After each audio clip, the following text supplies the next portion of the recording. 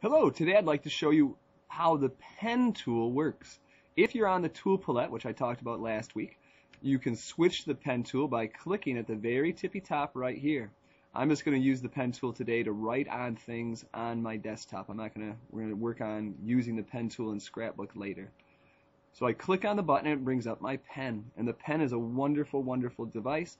This button right here, that is the annotation pen. It lets me write whatever I want on the screen. Just write, but it covers over things. It blacks stuff out. There's a difference between it and the next tool I'm going to show you. The next tool is this little yellow marker. That's the highlighter marker. The highlighter. So if I use the highlighter, if I switch over to that, I can still write on the screen, but you can see through it. As you can still see Monday schedule. I didn't cover it up. Let's say though I decided I didn't want to cover up Monday's schedule. I didn't want to highlight it. I have the undo button, so I can undo what I highlighted there, get rid of Monday's schedule. Then if I change my mind, I'm like, oh no, I really did want to do that, I can flip over to the other side and click on the redo button, and it puts it right back there for me. So it's kind of cool. If I just want to erase a little bit of it, not all of it, like I don't like this portion right here, I come to the eraser, and I can erase. I can control the size of the eraser by clicking along the outside of the circle. This is the thickest. And then here's the skinniest. This is the one I normally like to use because it's more precise. And then I can make it nice and straight. Now, another really cool thing that on the pen part is you can draw shapes. So over here, if I click on the shape button, it has three little things right here. It has the shape I want to draw, the thickness, and the color. So if I want to draw, if I click on the shape, I got all these different shapes I can draw. I can draw a clear circle and just kind of circle things.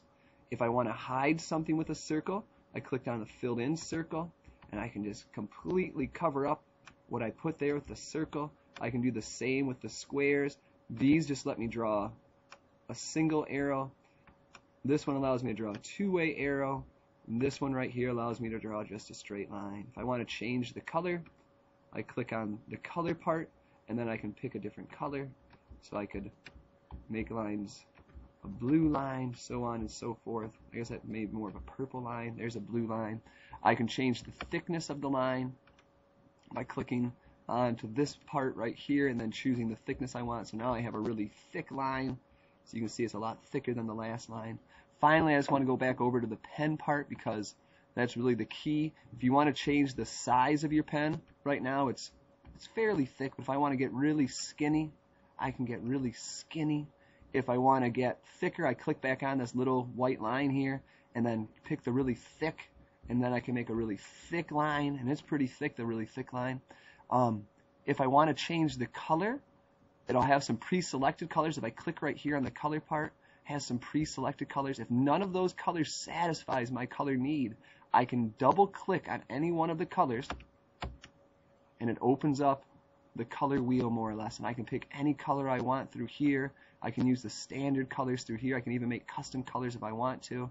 But I really like, let's say I really want bright red, which isn't there yet, and so, or no, I want to go with a bright pink, and so I'm going to add that to my custom colors too, and the next time it'll be there. I want it, and I hit OK, and then now that pink has been added to this, hit cancel to close the wheel, and then I can color with pink to my heart's content.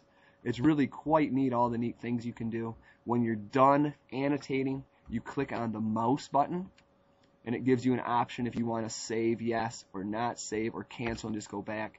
I don't want to save this because I just doodled, and I'm going to teach you about saving on a later video. So right now I'm just going to hit no. Thank you for watching the second video about how to use the drawing tool. Thank you very much.